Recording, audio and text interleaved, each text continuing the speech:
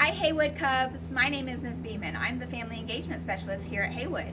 I am here to read you a story for the Imagination Train, and I'm going to read you one of my most favorite stories ever. It is called Lilly's Purple Plastic Purse, written by Kevin Henkes. And look at Lilly, she's a cute little mouse who is so excited. Let's read about her plastic purse.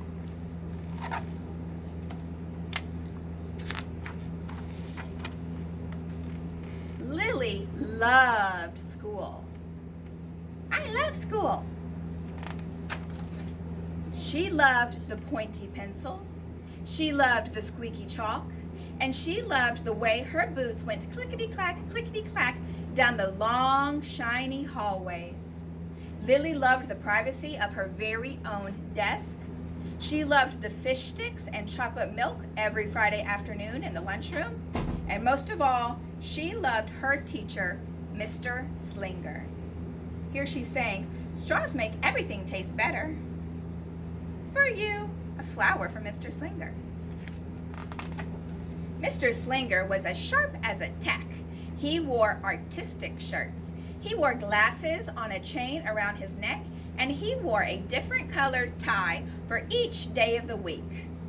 Wow, said Lilly. That was just about all she could say. Wow. Instead of greeting students or good morning pupils, Mr. Slinger winked and said, howdy. He thought that desks in rows were old-fashioned and boring. Do you rodents think that you could handle a semicircle? And he always provided the most tasty snacks, things that were curly and crunchy and cheesy. I want to be a teacher when I grow up, said Lilly. Me too, said her friends, Chester and Wilson and Victor. At home, Lilly pretended to be Mr. Slinger. I am the teacher, she told her baby brother Julius. Listen up. Lilly even wanted her own set of deluxe picture encyclopedias. What's with Lilly? Asked her mother. I thought she wanted to be a surgeon or an ambulance driver or a diva, said her father. It must be because of her new teacher, Mr. Slinger, said her mother. Wow, said her father. That was just about all he could say. Wow.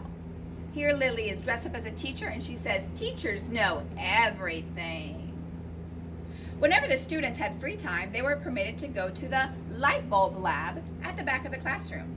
They expressed their ideas creatively through drawing and writing. Lilly went often. She had lots of ideas. She drew pictures of Mr. Slinger, and she wrote stories about him too. During sharing time, Lilly showed her creations to the entire class. Wow, said Mr. Slinger. That was about all he could say. Wow. Here Lilly's telling her story. And at the very last second, Mr. Slinger saved the cold, starving elderly. And here it says, big, friendly Mr. Nice Man Teacher by Lilly. When Mr. Slinger had bus duty, Lilly stood in line even though she didn't ride the bus. You shouldn't do that. Lilly raised her hand more than anyone else in the class, even if she didn't know the answer. Call on me, please, please. You also shouldn't call out in class. And she volunteered to stay after school to help clap the erasers. I want to be a teacher when I grow up, said Lilly. Excellent choice, said Mr. Slinger. One Monday morning, Lilly came to school especially happy. She'd gone shopping with her Grammy over the weekend. Lilly had a new pair of movie star sunglasses, complete with glittery diamonds and a chain like Mr. Slinger's. And she had 3 shiny quarters. And best of all, she had a brand new purple plastic purse that played a jaunty tune when it was open. So her purse plays music. That's cool. Lilly wanted to show everyone. Not now, said Mr. Slinger. Listen to our story. Lilly had a hard time listening. Lilly really wanted to show everyone. Not now, said Mr. Slinger. Let's be considerate of our classmates. Lilly had a hard time being considerate. Lilly really wanted to show everyone. Not now, said Mr. Slinger. Wait until recess or sharing time. But Lilly could not wait. The glasses were so glittery. The quarters were so shiny, and the purse played such nice music, not to mention how excellent it was for storing school supplies. "Look," Lily whispered fiercely. "Look, everyone, look what I've got." Everyone looked, including Mr. Slinger. He was not amused. "I'll just keep your things at my desk until the end of the day," said Mr. Slinger. "They'll be safe there, and then you can take them home." Lily's stomach lurched. She felt like crying. Her glasses were gone. Her quarters were gone. Her purple plastic purse was gone. Lily longed for her purse all morning. She was even too sad to eat the snack Mr. Slinger served before recess. That afternoon, Lily went to the light bulb lab. She was still very sad. She thought, she thought, and she thought. And then she became angry. She thought and she thought and she thought some more, and then she became furious. She thought and she thought and she thought a bit longer, and then she drew a picture of Mr. Slinger. Do you think that's going to be a very nice picture? Here it is. Big, fat, mean Mr. Stealing Teacher. Bad, wanted by the FBI, thief, bad, claws. P.S. I do not want to be a teacher when I grow up. Ooh, that wasn't very nice. Right before the last bell rang, Lily sneaked the drawing into Mr. Slinger's book bag. When all of the students were buttoned and zipped and snapped and tied and ready to go home, Mr. Slinger strolled over to Lily and gave her her purple plastic purse back. "It's a beautiful purse," said Mr. Slinger. "Your quarters are nice and jingly, and those glasses are absolutely fabulous. You may bring them back to class as long as you don't disturb the rest of the class." "I do not want to be a teacher when I grow up," Lily said, and she marched out of the classroom. On the way home, Lily opened her purse. Her glasses and quarters were inside, and so was a note from Mr. Slinger. It said, "Today was a difficult day. Tomorrow will be better." There was also a small bag of tasty snacks at the bottom of the purse. Lily's stomach lurched. She felt like crying. She felt simply awful. Lily ran all the way home and told her mother and father everything. Instead of watching her favorite cartoons, Lily decided to sit in the uncooperative chair. She's thinking, "I'll stay here for 1,000,000 years for Mr. Slinger. Why does everything bad always happen to me? 1051, 1052, 1099. That night, Lily drew a picture of Mr. Slinger and wrote a story about him too. Here's the story. Lily was really, really sorry, so everyone forgave her, even her parents, even her stinky baby brother, even her especially incredible teacher. And then the sun shined its smiley face down on everyone and everything, even the bugs and worms. The end. Here's her picture. Lily says, "I am really, really, really, really, really, really, really sorry." "Listen up," said Mr. Slinger.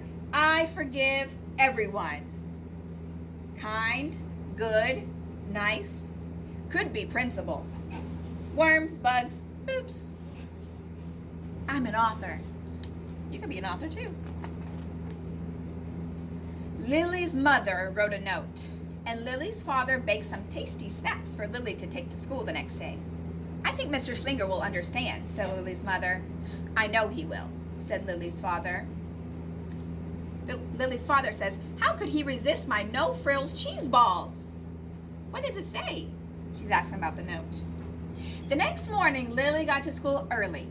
"These are for you," Lily said to Mr. Slinger, "because I'm really, really, really, really, really, really, really, really, really, really, really, really, really, really, really, really sorry." Do you think he's going to forgive her? Mr. Slinger read the story, and he looked at the picture, and he read the note from her mom. "What does it say?" said Lily. and he sampled the snacks. Yum, yum. Wow, said Mr. Slinger. That was about just all he could say. Wow. What do you think we should do with this? Asked Mr. Slinger. This is the mean note that Lilly wrote the day before. Can we just throw it away? Asked Lilly. Excellent idea, said Mr. Slinger. During sharing time, Lilly demonstrated the many uses and unique qualities of her purple plastic purse, her shiny quarters, and her glittery movie star sunglasses. It's like having an extra pocket with a radio inside. 3 quarters are even better than a dollar bill because they make noise. Glamorous protection from harmful rays. Then she did a little performance using them as props. It's called interpretive dance, said Lilly. Mr. Slinger joined in. Wow, said the entire class. That was just about all they could say. Wow. Throughout the rest of the day, Lilly's purple plastic purse and quarters and sunglasses were tucked safely inside her desk. She peeked at them often, but did not disturb a soul. Right before the last bell rang, Mr. Slinger served Lilly's snacks to everyone's delight. What do you want to be when you grow up? Asked Mr. Slinger. A teacher! Everyone responded. Lilly's response was the loudest. Excellent choice, said Mr. Slinger. Hooray for Mr. Slinger! Delish! Wow! Goodies! Yippee! No frills cheese balls! As the pupils filed out of the classroom, Lilly held her purple plastic purse close to her heart. Mr. Slinger was right. It had been a better day. Lilly ran and skipped and hopped and flew all the way home. She was so happy. And she really did want to be a teacher when she grew up.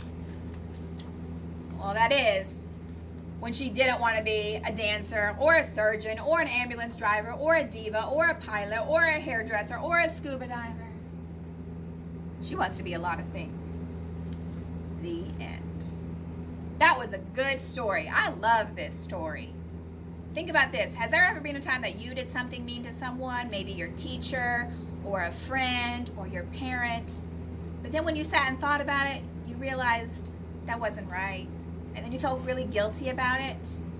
What did you do to make it better? Did you apologize? Did you ask them to, did you say sorry? Did you ask for forgiveness? You always should. Even if you are sometimes mean, when you think about it, you should always go back to that person and apologize. Tell you're sorry and ask for forgiveness. Because I bet, you know what, they'll forgive you as long as you ask for it. And then we can all be friends together. All right, Haywood Cubs, I love you guys, and I hope you have a great weekend. Bye.